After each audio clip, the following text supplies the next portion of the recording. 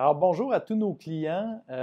Si vous manquez de temps pour lire la lettre annuelle qu'on vous a fait parvenir, prenez ce 10 à 15 minutes-là pour écouter notre vidéo lettre.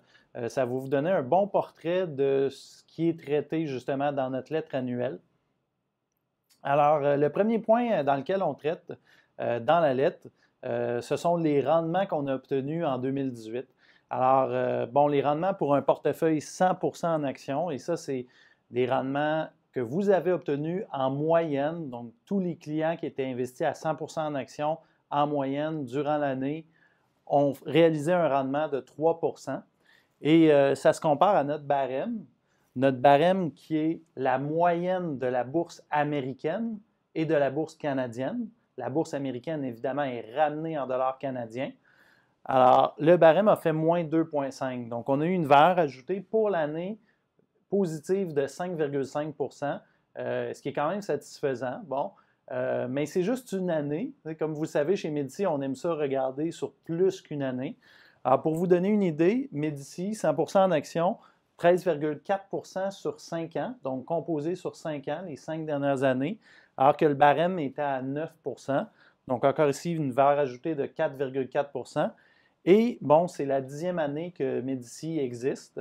Et donc, sur 10 ans, on a eu un rendement annualisé de 15,2 par rapport à un barème de 10,5 Alors, cet écart-là de 4,7 peut-être que ça peut sembler faible, là, 5 c'est pas tant que ça, mais composé sur 10 ans, c'est quand même assez important.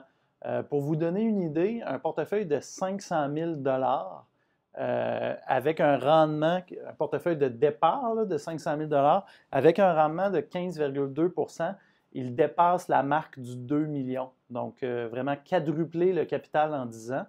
Alors que si vous l'aviez investi dans le barème à 10,5, vous seriez à peu près 700 000 en dessous.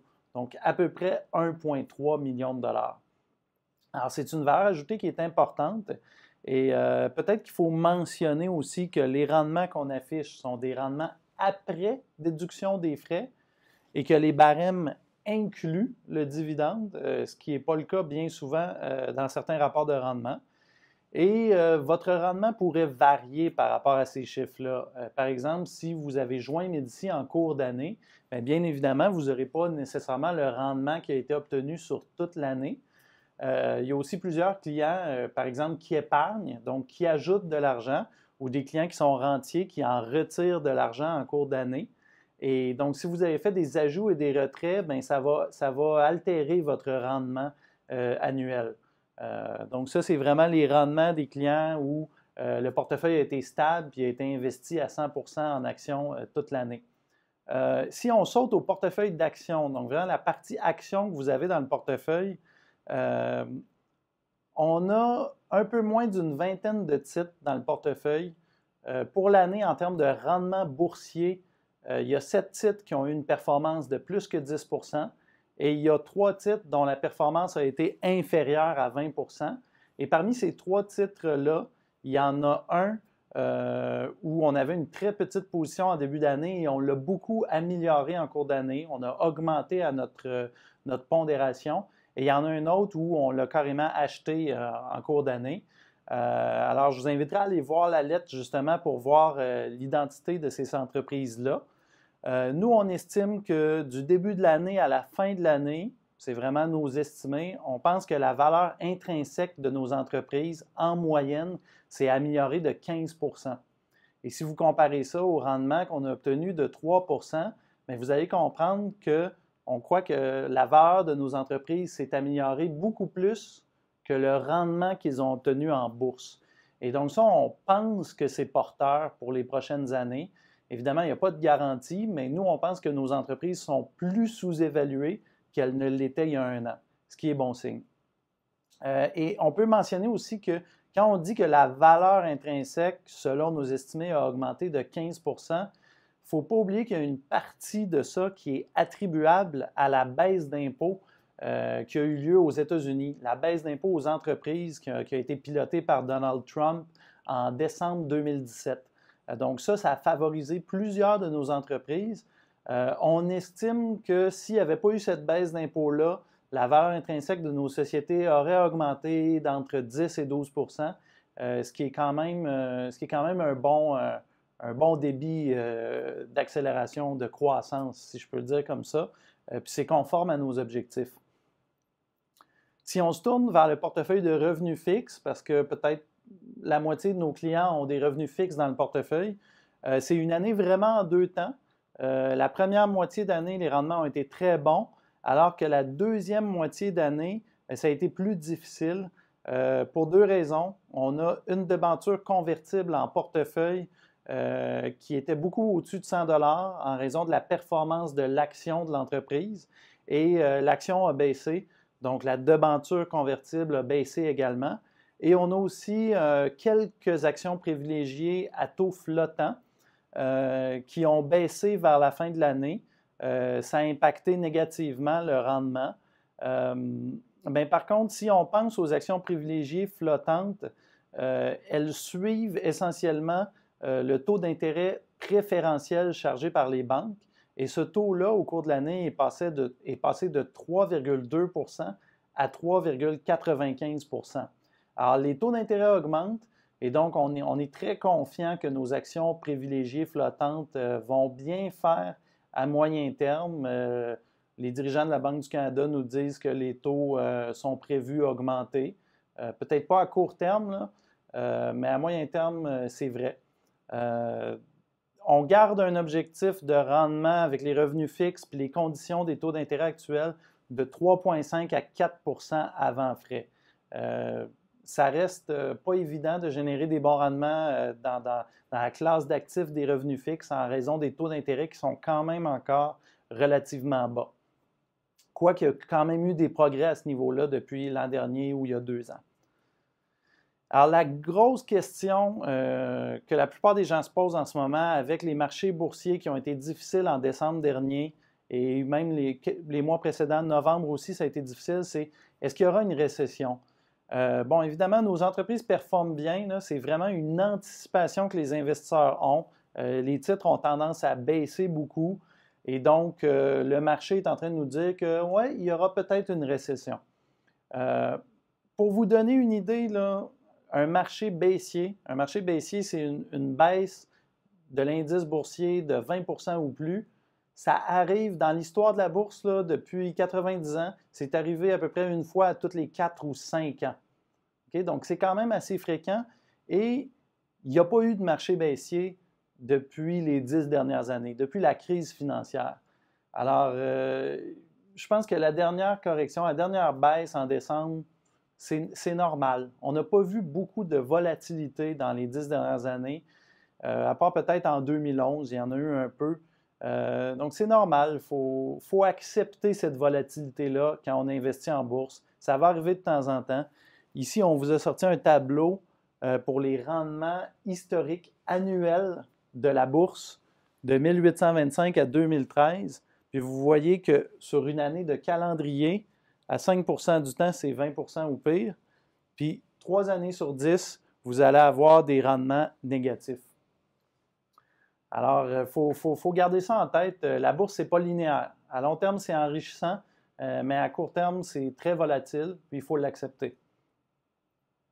Nous, on pense cependant que nos entreprises en portefeuille sont bien équipées. On est prêt pour résister à une récession si elle devait arriver. Et pour ça, il y a 4 raisons. La première, évidemment, c'est notre stratégie. Donc, on en parle souvent quand on vous rencontre. On a 4 critères. On veut des entreprises qui sont très performantes économiquement, donc un bon rendement sur le capital. On veut des entreprises qui ont des avantages concurrentiels qui sont durables, donc qui vont faire en sorte que l'entreprise va demeurer très profitable dans le temps. Ensuite de ça, on cherche une gouvernance exemplaire, donc des dirigeants qui ont beaucoup d'actions de leur propre entreprise, puis des dirigeants aussi qui sont des bons allocateurs de capital. Donc, quand l'entreprise fait des profits, ils savent reprendre ces profits-là puis bien les réinvestir.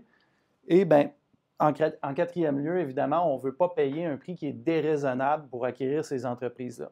Donc, nous, on pense que cette stratégie-là, vraiment, ça nous permet d'obtenir des rendements qui sont supérieurs au marché à long terme, du moins c'est ce qu'on souhaite, Puis dans une récession, on pense que ça nous protège quand même assez bien.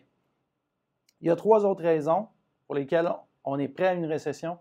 La deuxième, c'est le bilan de nos entreprises. Si on sépare notre portefeuille en trois groupes d'actions, le premier tiers, c'est des entreprises qui n'ont aucune dette, qui ont beaucoup de cash au bilan. Donc ça, elles sont prêtes, s'il y a une récession, elles sont prêtes à passer à l'offensive. Le deuxième tiers, c'est des entreprises qui ont très peu de dettes et donc leur bilan ne sera pas largement affecté s'il y a une récession. Et le troisième groupe, c'est des entreprises, oui, elles ont un peu plus de dettes. C'est un niveau qui demeure raisonnable, mais elles ont une forme de revenu récurrent ou elles ont des activités qui sont anticycliques ou résistantes aux récessions. Donc, dans tous les cas, on pense qu'on est bien couvert par rapport à le bilan, la qualité du bilan de nos entreprises. La troisième raison qu'on est bien, préparé pour une récession, c'est qu'on a des gestionnaires de portefeuille. Les dirigeants des entreprises dans lesquelles on a investi sont des bons gestionnaires de portefeuille. Ils ont fait, leur bulletin, là, si on regarde la dernière crise financière il y a 10 ans, ils ont une très bonne note. Ils ont été capables de passer à l'offensive. Ils ont saisi des opportunités.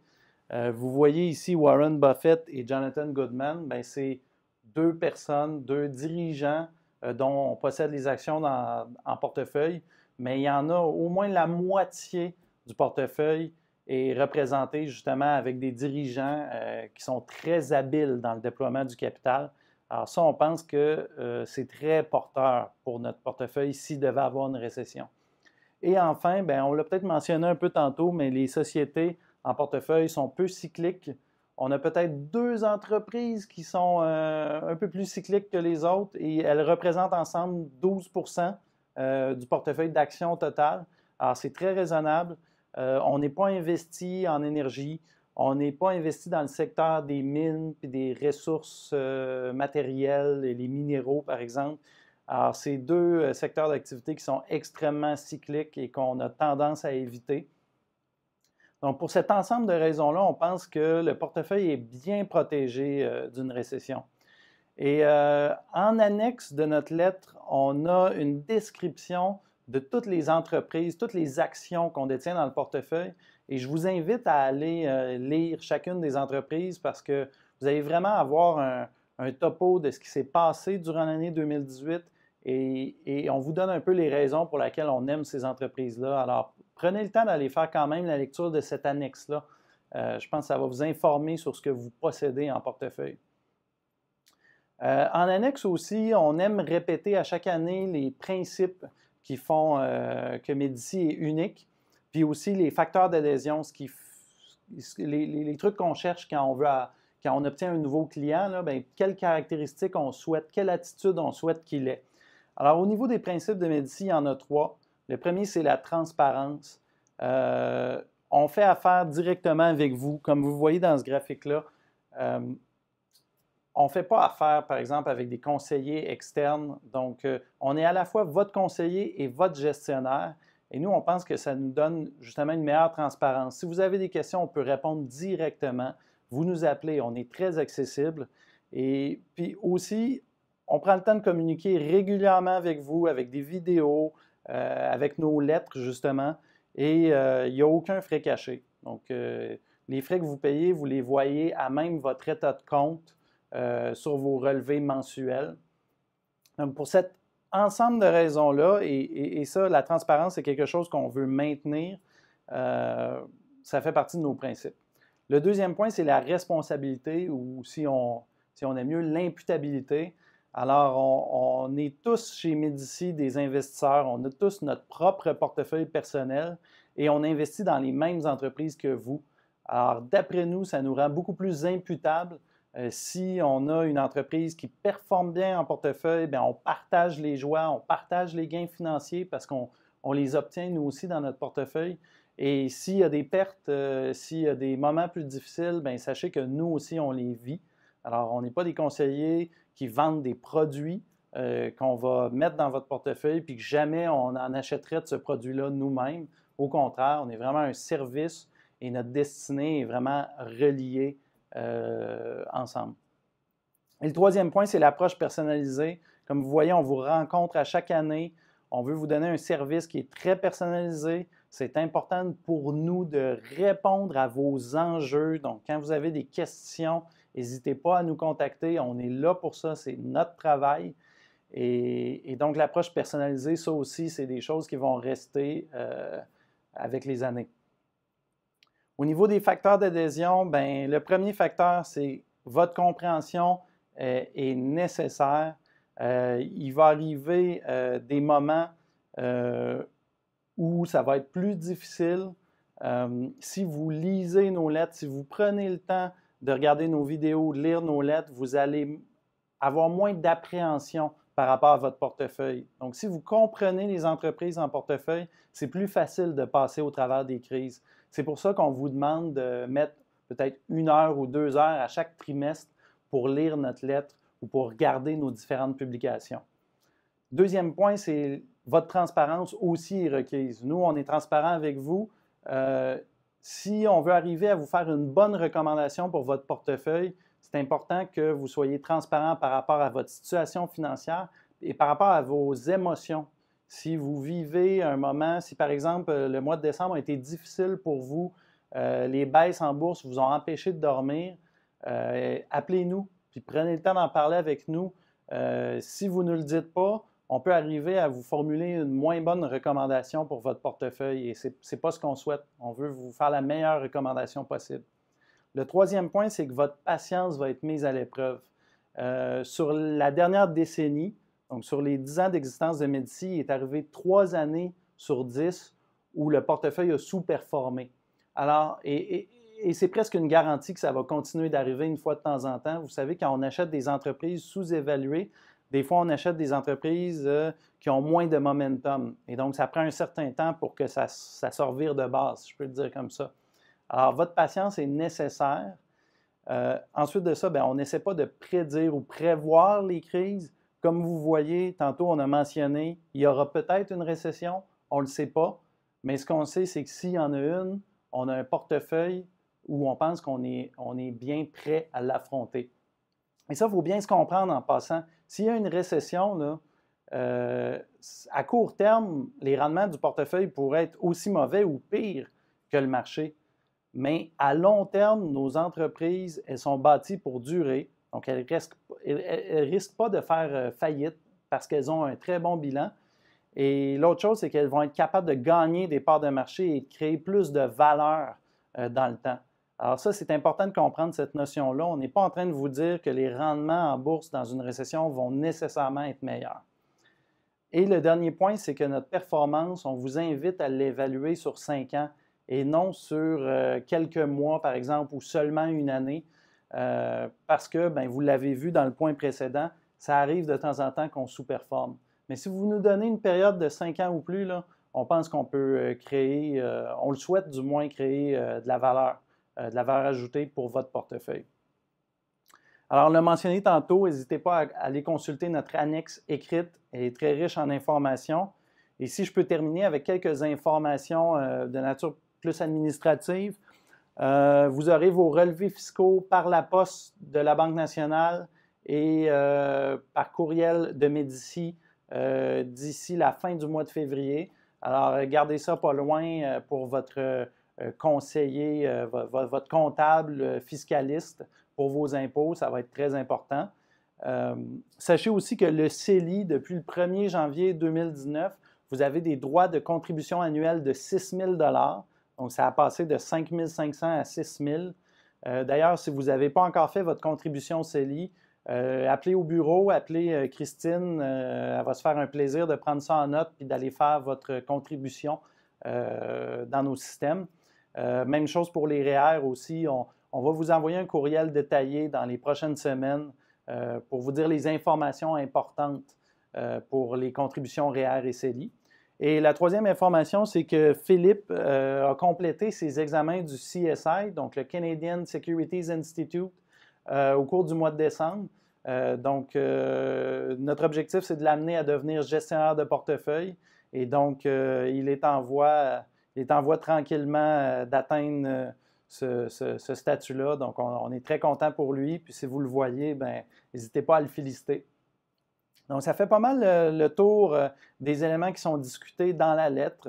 Si vous avez des questions ou s'il y a des éléments qui ne sont pas clairs, vous ne comprenez pas, par exemple, votre rapport de rendement ou quoi que ce soit, n'hésitez pas à nous contacter par téléphone ou par courriel. Les informations sont toutes là. Puis, écoutez, ça va nous faire plaisir de vous répondre. Donc, je vous souhaite une très bonne année 2019 et à la prochaine. Merci.